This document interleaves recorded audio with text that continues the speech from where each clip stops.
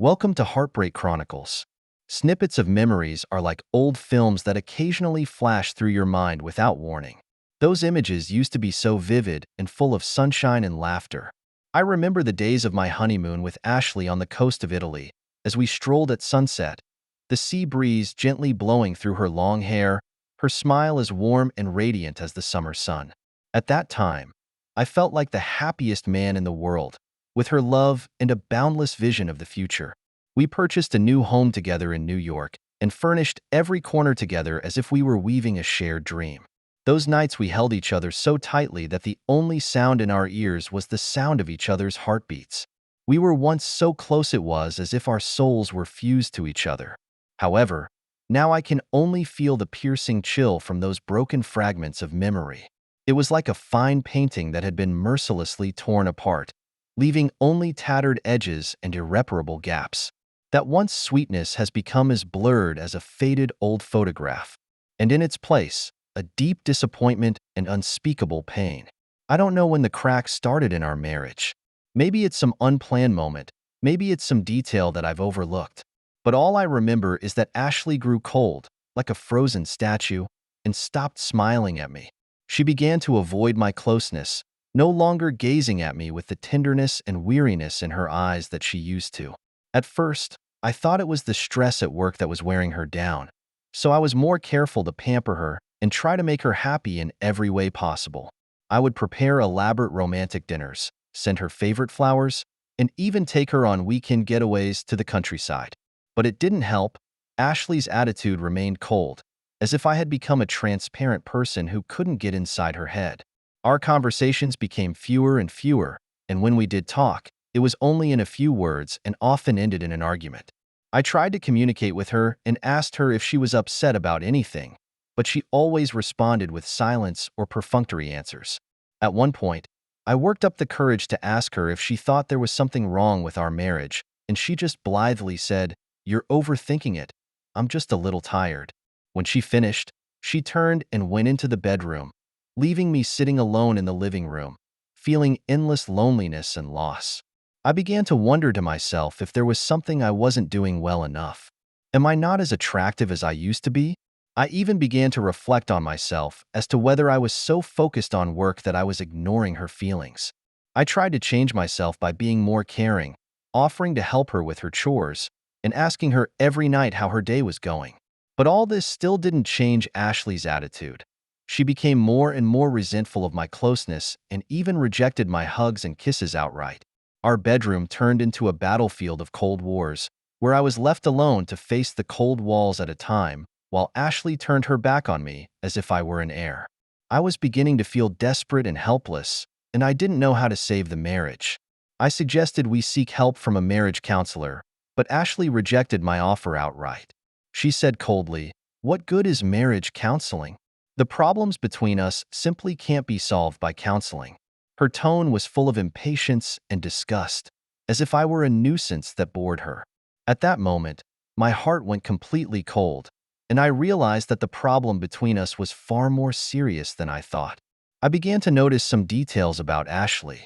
She never moved an inch from her cell phone, and even during meals she couldn't take her eyes off the screen. At night before bed, she would secretly text and always keep her phone screen facing down so I wouldn't see it.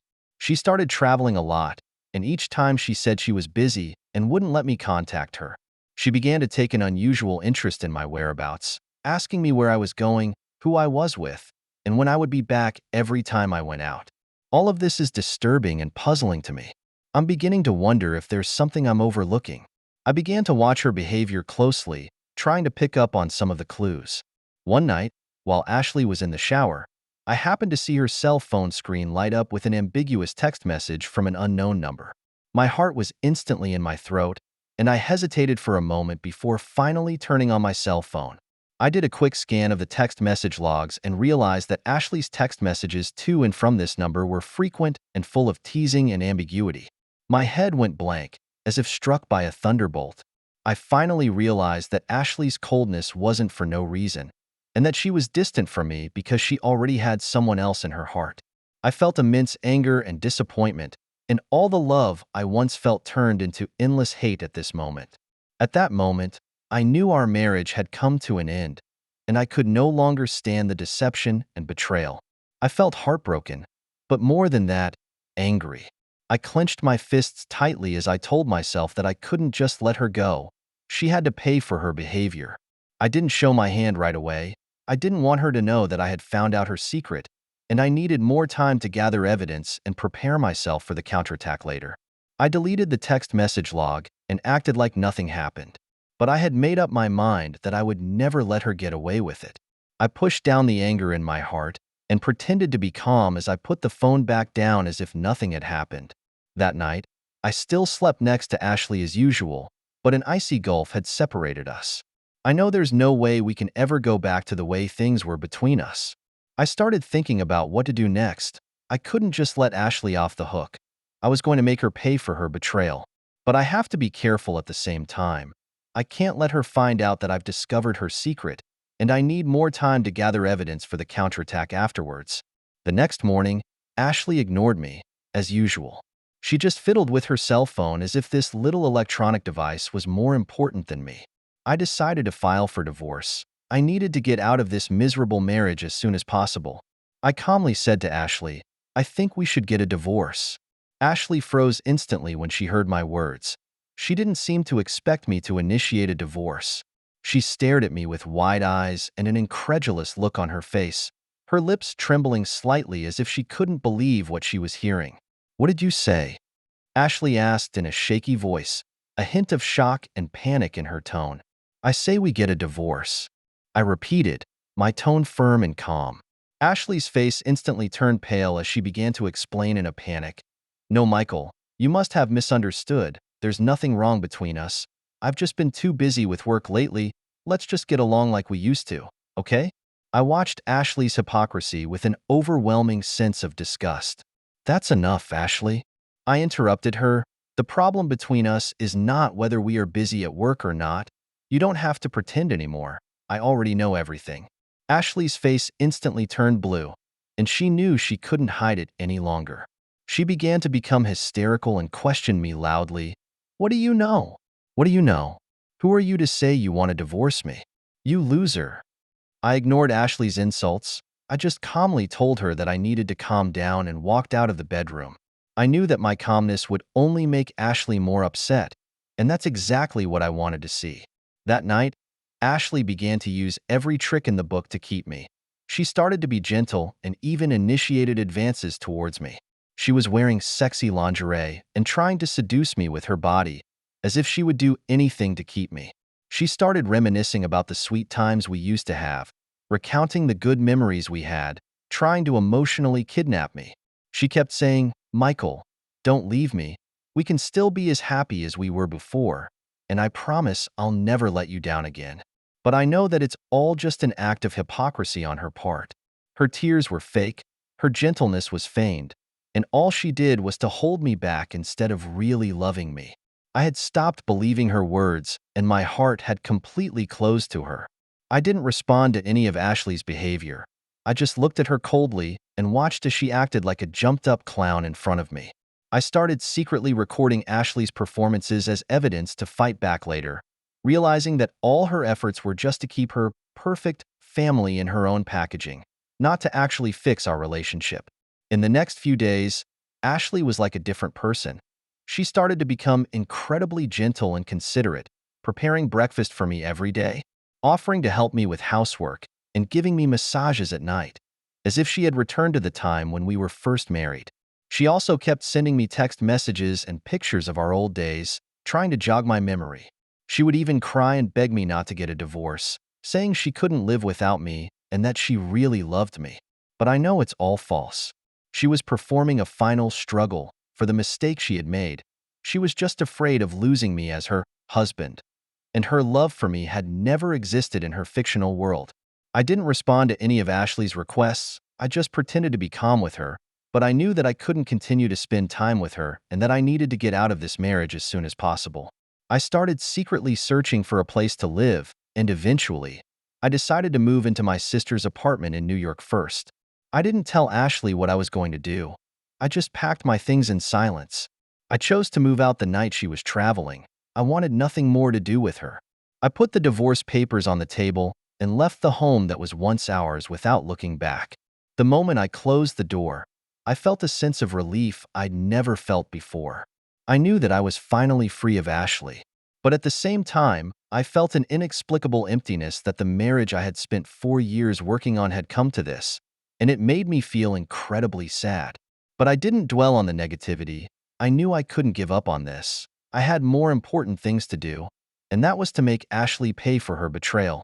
I began to focus my attention on how to gather more evidence for the revenge that would follow. I need to make sure that my counterattacks are precise and deadly so that Ashley never forgets the mistake she made.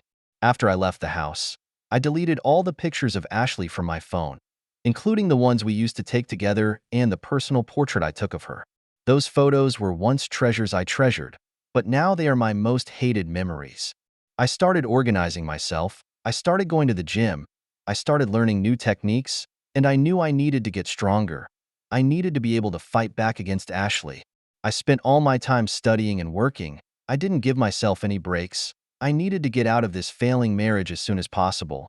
I needed to show Ashley that I could still get by even without her. I dragged my suitcase out of the apartment building that was once filled with memories.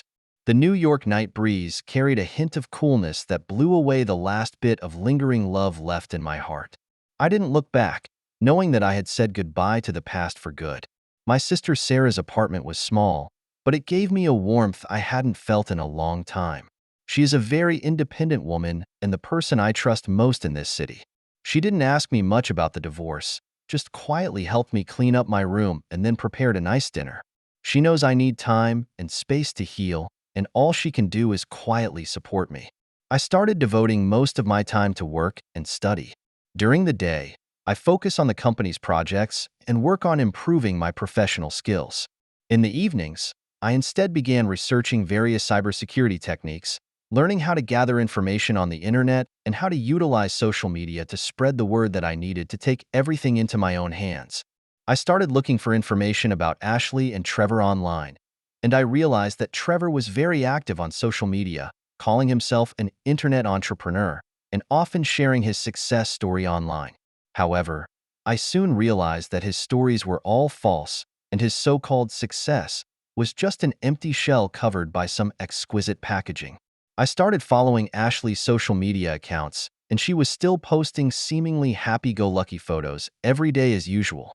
She would show off her new designer bags, pictures of parties with friends, and even some selfies of her well-groomed self, as if she hadn't been affected by the divorce.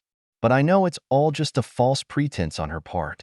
She still tries to create her perfect life, even though her heart is full of holes. I began to secretly record Ashley and Trevor's movements, and I noticed that their interactions were becoming more frequent, which reinforced my suspicions.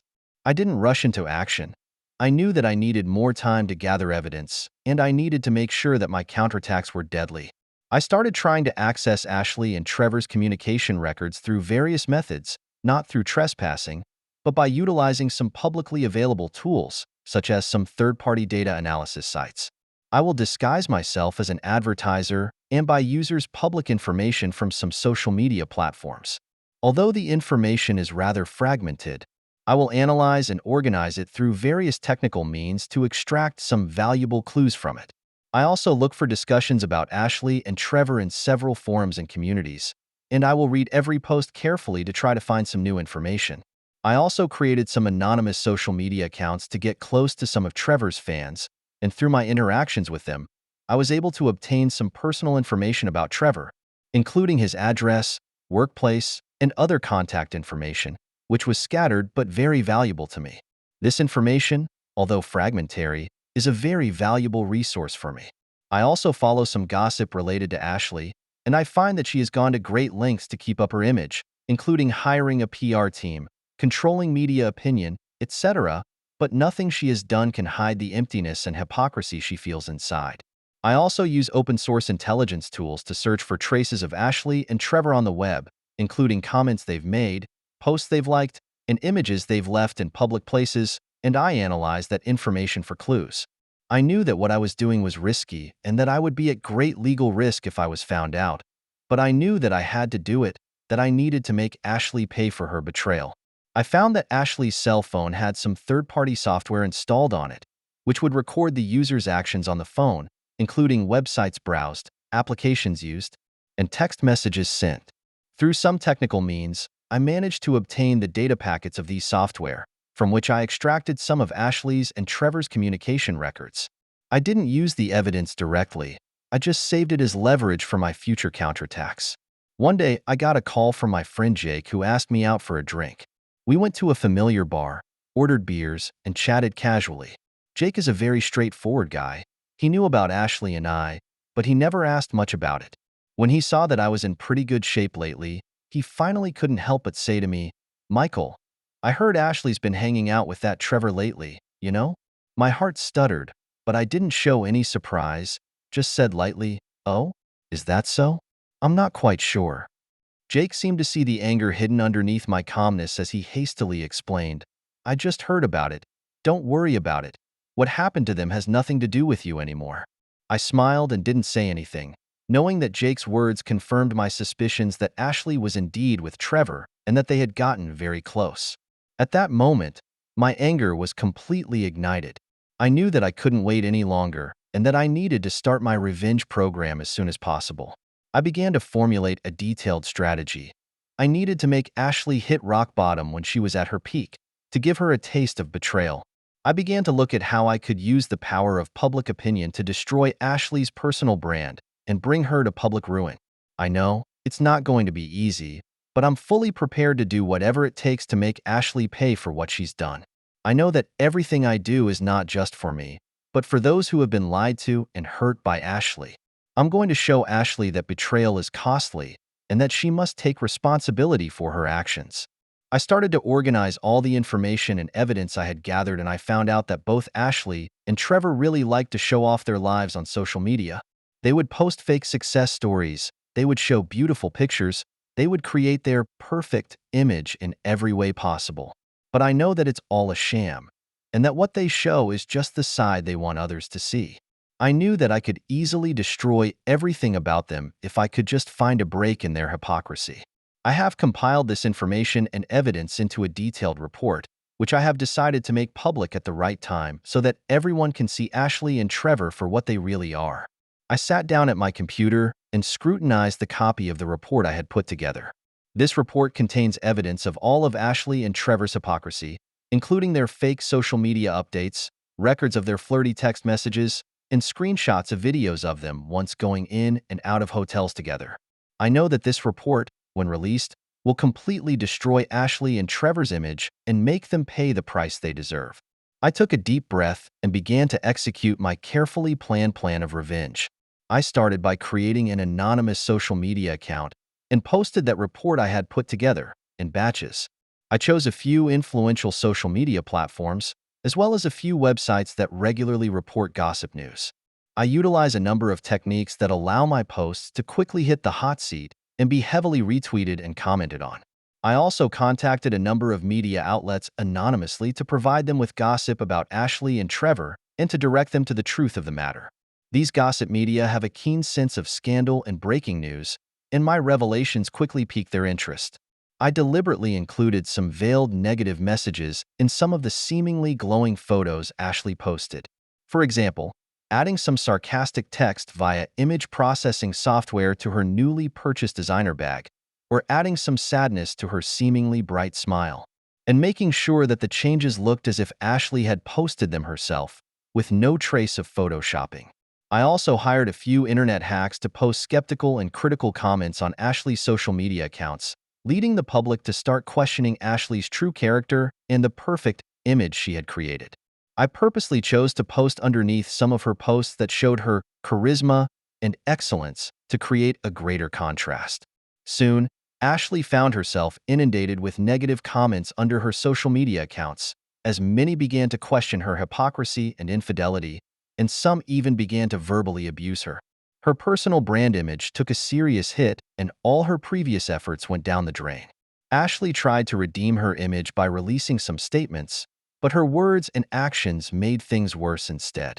The public has been increasingly questioning and criticizing her, and her social media accounts have been heavily reported as a result, even being blocked at one point. Her former friends and partners have all cut themselves off from her for fear of being implicated. In the meantime, I started working on Trevor. I debunked his false success stories and revealed the truth about his so-called investment programs. It turned out that he had been using his internet celebrity status to deceive those ignorant fans and cheat them out of their money.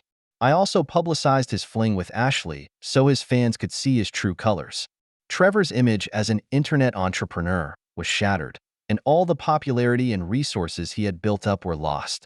His relationship with Ashley also began to break down. They blamed and blamed each other, seeing each other as the source of their own failures, and their bickering and tearing each other apart became the laughing stock of the public's tea time. Under public pressure, Ashley had to temporarily shut down her social media accounts and cease all public activity. Her career and relationships have taken a serious hit, and everything she had before has gone down the drain. She finally got a taste of betrayal, and she paid dearly for her actions. Trevor was investigated by the police for fraud, and his business empire collapsed. I've been planning and preparing for this act of revenge for a long time.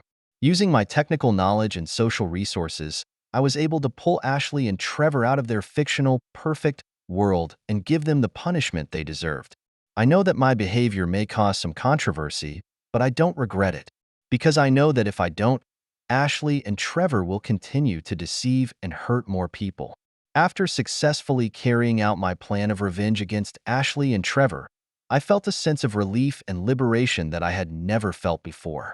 I can finally let go of the hatred in my heart and start a new life. I put my energy back into my work, and my business is picking up. It was at this time that I met up with a woman named Sam at a craft beer bar. It was a warm night, and the bar was filled with a relaxed atmosphere. Sam and I bumped into each other at the bar. We both ordered one of the new beers on tap and naturally got to talking. We share common interests. We both love craft beer. We both love to travel, and we both love to read. Sam told me that she liked such and such a band, which I happen to like, and have their entire vinyl collection. The more we talked, the more we got to know each other, as if we had an endless list of topics to talk about. During the conversation, Sam told me that she had seen Ashley and Trevor together a few months ago, before Ashley divorced me. Sam's unintentional mention of this detail was like a bolt of lightning that illuminated the last of the gloom in my mind. The news was a complete relief, and I knew that I wasn't the only one responsible for the failure of our marriage, and that Ashley's betrayal was the real reason for the breakdown of our marriage. All the self-doubt and skepticism I'd been feeling vanished in this moment. My relationship with Sam was going really well, and we started dating, going to movies together, going to concerts together, and going on hikes in the countryside. I have never felt more relaxed and happy with Sam. She is a sincere, kind, and independent woman who prefers to wear comfortable t-shirts and jeans instead of Ashley, who always wears designer clothes and dresses up like a delicate doll. Sam likes to keep her face plain. She doesn't like to wear makeup, and her smile is always so natural and bright. She made me believe in love again and brought me out of the past for good.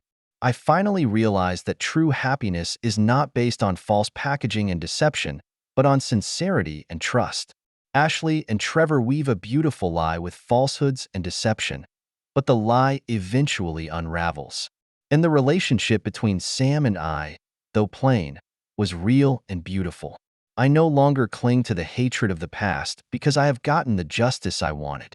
My plan for revenge was ultimately successful, and I saw Ashley pay for her actions, but I didn't let that make me callous.